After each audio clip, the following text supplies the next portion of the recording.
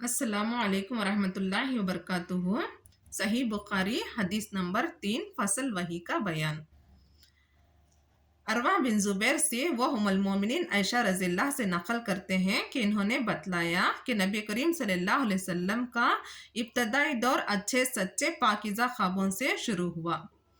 اللہ کے رسول صلی اللہ علیہ وسلم جو کچھ دیکھتے وہ صبح کی روشنی کی طرح صحیح اور سچا ثابت ہوتا۔ پھر من جانب قدرت اللہ کے رسول صلی اللہ علیہ وسلم تنہائی پسند ہو گئے اور آپ صلی اللہ علیہ وسلم نے غار حرا میں خلوت نشیں اختیار فرمائی اور کئی دن اور رات وہاں مسلسل عبادت اور یاد الہی و ذکر و فکر میں مشغول رہتے۔ جب تک گھر آنے کو دل نہ چاہتا توشہ ہمراہ لیے ہوئے وہاں رہتے۔ توشہ ختم ہونے پر ہی اہلیہ محترمہ خدیجہ رضی اللہ کے پاس تشریف لاتے اور کچھ توشہ ہمراہ لے کر پھر وہاں جا کر خلوت گزی ہو جاتے۔ یہی طریقہ جاری رہا یہاں تک کہ آپ صلی اللہ علیہ وسلم پر حق منکشف ہو گیا اور آپ صلی اللہ علیہ وسلم غار حرا میں قیام پذیر تھے کہ اچانک جبرائیل علیہ السلام آپ صلی اللہ علیہ وسلم کے پاس حاضر ہوئے اور کہنے لگے کہ اے محمد پڑھو۔ آپ صلی اللہ علیہ وسلم فرماتے ہیں کہ میں نے کہا میں پڑھنا نہیں جانتا۔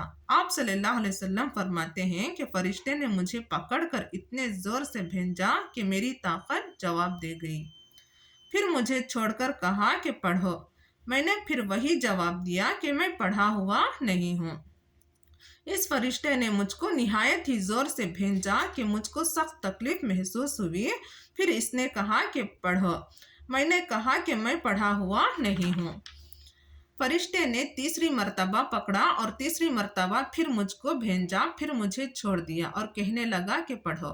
اپنے رب کے نام کی مدد سے جس نے پیدا کیا اور انسان کو خون کی پٹکی سے بنایا، پڑھو، اور آپ کا رب بہت ہی مہربانیاں کرنے والا ہے۔ بس یہی آیت ہی آپ حضرت جبرائیل علیہ السلام سے سن کر اس حال میں غار حرا سے واپس ہوئے کہ آپ کا دل اس انوکھے واقعے سے کانپ رہا تھا۔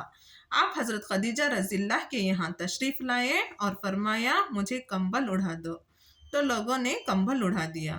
جب آپ کا ڈر جاتا رہا تو آپ صلی اللہ علیہ وسلم نے اپنی زوجہ محترمہ حضرت خدیجہ رضی اللہ عنہا کو تفصیل کے ساتھ یہ واقعہ سنایا اور فرمانے لگے کہ مجھ کو اب اپنی جان کا خوف ہو گیا ہے۔ آپ کی اہلیہ محترمہ حضرت خدیجہ رضی اللہ عنہا نے کہا، آپ کی ڈھارس بندھائی اور کہا کہ آپ کا خیال صحیح نہیں ہے، خدا کی قسم آپ کو اللہ کبھی رسوا نہیں کرے گا۔ آپ تو اخلاق فاضلہ کے مالک ہیں، آپ تو کہیں پرور بے کسوں کا بوجھ اپنے سر پر رکھ لیتے ہیں، مفلسوں کے لیے آپ کماتے ہیں، مہمان نوازی میں آپ امر حق کا ساتھ دیتے ہیں۔ ایسے اوصاف حسنہ والا انسان یوں بے وقت ذلت و خواری کی موت نہیں پا سکتا۔ پھر مزید تسلی کے لیے حضرت خدیجہ رضی اللہ عنہا آپ صلی اللہ علیہ وسلم کے ورقہ بن نوفل کے پاس لے گئیں جو ان کے چچا زاد بھائی تھے اور زمانے جاہلیت میں نصرانی مذہب اختیار کر چکے تھے اور عبرائی زبان کے کاتب تھے۔ چنانچہ انجیل کو بھی جب منشائے خداوندی عبرانی زبان میں لکھا کرتے تھے۔ انجیل سریانی زبان میں نازل ہوئی تھی، پھر اس کا تنظیم عبرانی زبان میں ہوا۔ ورقہ اس کو لکھتے تھے۔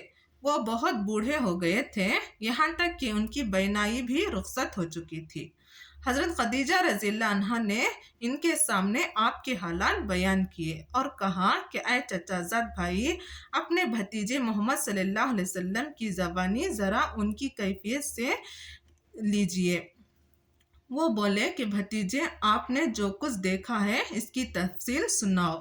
چنانچہ آپ صلی اللہ علیہ وسلم نے از اول تا آخر پورا واقعہ سنایا، جسے سن کر ورقہ بے اختیار ہو کر بول اٹھے کہ یہ تو وہی ناموس یعنی معزز رازدان فرشتہ ہے جسے اللہ نے حضرت موسیٰ علیہ السلام پر وحی دے کر بھیجا تھا۔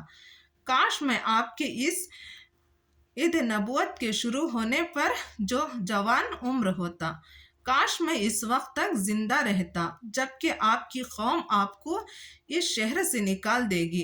رسول کریم صلی اللہ علیہ وسلم نے یہ سن کر تعجب سے پوچھا کہ کیا وہ لوگ مجھ کو نکال دیں گے، حالانکہ میں تو ان میں سعد و आमीन व मकबूल होकर हो। वर्षा बोला, हाँ ये सच है, कुछ सच है, मगर जो शख्स भी आपकी तरह अमर हक लेकर आया, लोग इसके दुश्मन ही हो गए हैं।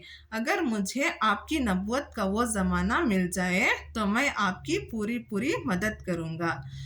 मगर वर्षा कुछ दिनों के बाद इंतकाल कर गए, फिर कुछ अरम तक वही की आमद मौकूफ रही। इस हदीस के सुनने और सुनाने वालों को अमल करने की नेक तौफीक अता फरमाए। जज़ाकल्लाह।